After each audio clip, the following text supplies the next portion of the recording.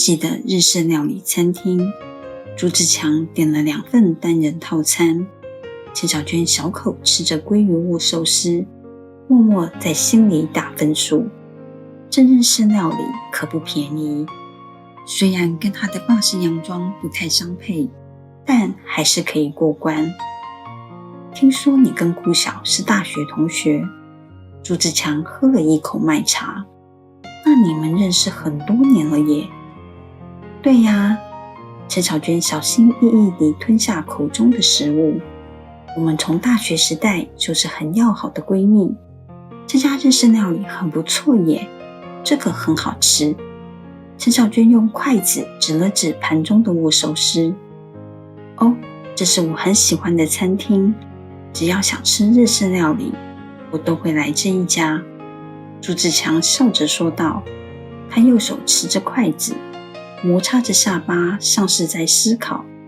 然后他又抬眼对陈小娟说，哦，原来你们是闺蜜啊，那你们大学时应该也交过男朋友吧？顾晓那时候应该很受欢迎吧？陈小娟露出不以为然的表情。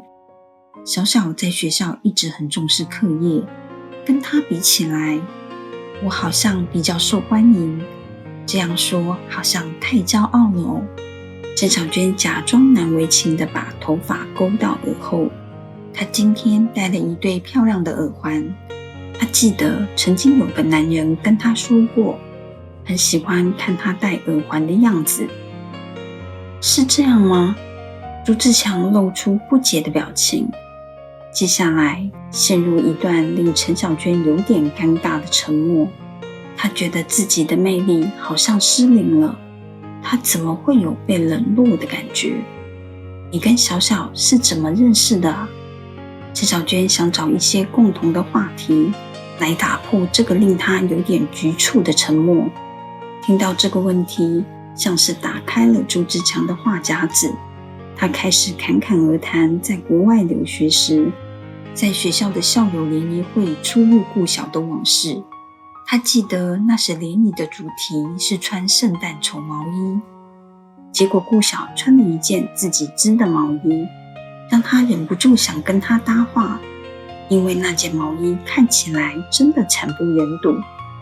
他说他完全相信顾晓很重视课业，因为在国外念书时，顾晓也常跟他竞争分数，他还记得为此他输了很多次，所以请顾晓吃了很多次饭。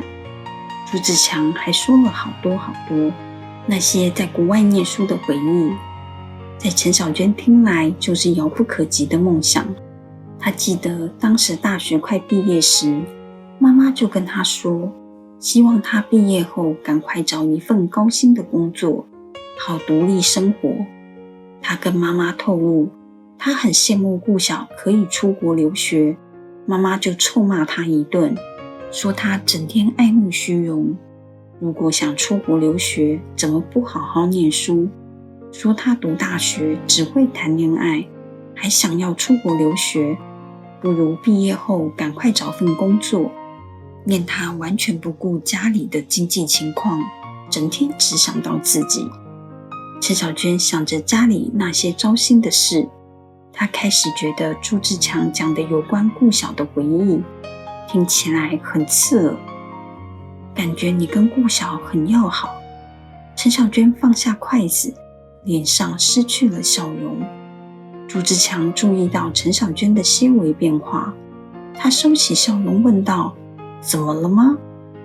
陈小娟察觉到自己有些失态，她再度拿起筷子，夹起生鱼片，沾着芥末酱油。没什么，你今天就是想问我顾晓的事吗？他以为朱自强是想约他吃饭，想多了解他这个人，但朱自强却一直在讲跟顾晓有关的事。不是啦，朱自强大笑了起来，他连忙摆了摆手，只是突然提到我跟顾晓在国外念书的事，我一时讲得太忘我了。这时服务生送上抹茶冰淇淋的甜点，朱自强又笑着对陈小娟说，他们家的抹茶冰淇淋很好吃，你尝尝看。朱自强笑起来像个大男孩，看起来真的很有魅力。陈小娟在心里为这样的笑容着迷。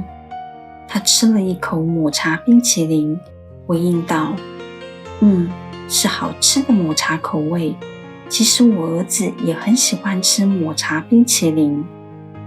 哦，对了，提到你儿子，朱自强像是抓到话题似的，笑着对陈小娟说：顾晓常跟我提到你儿子，他很喜欢他。那等一下你要带一份抹茶冰淇淋回去给你儿子吃吗？跟他说是我请的，可以吗？陈小娟有些惊喜地回道：可以呀。朱自强说完，马上跟服务生招手。陈小娟没想到朱自强没有排斥她有小孩这件事，她觉得很是意外。明阳一定会很开心。陈小娟发自内心的高兴。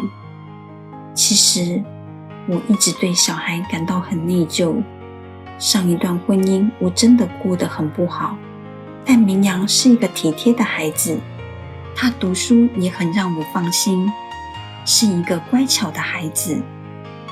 朱自强轻轻地点点头，他将身子往椅背靠，右手轻搓着放在桌上的擦手巾，有些拉开跟陈小娟的距离。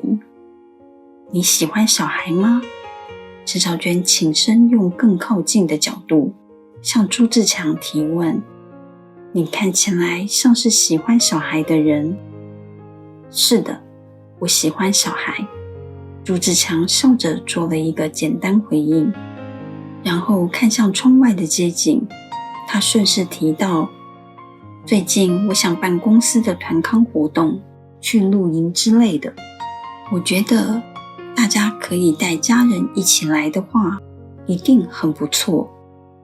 听到这个提议，陈小娟很开心地附和，可以呀，现在很流行露营耶。我和志胜，我前夫也曾经带明阳去露营过，小孩很喜欢。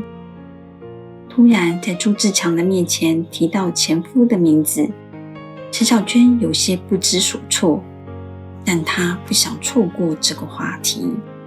办露营的团康活动真的很不错，我也可以带明阳一起去，让顾晓也一起来，他可以帮我照顾明阳。朱自强听到陈小娟这么说，就拍板定案了。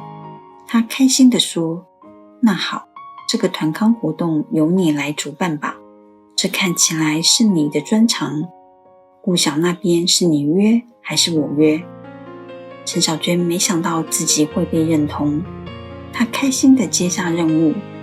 好，我一定会把公司的团康活动办得好玩又有趣。顾晓我会问问他，但我不敢保证他会答应哦，他最近真的很忙。如果他不答应，你再跟我说，我会再约约看。朱自强笑着回道。陈小娟感觉朱自强好像很希望顾晓来参加活动，她心里不免觉得有点奇怪，毕竟顾晓不是公司员工啊。不过她又在心里想着，如果顾晓可以一起去团康活动的话，那小孩王明阳就会有人照顾，这样她也有机会透过这次团康活动更了解朱自强这个男人。一想到这里，陈小娟就暗下决心，一定要把团康活动办好，让朱自强刮目相看。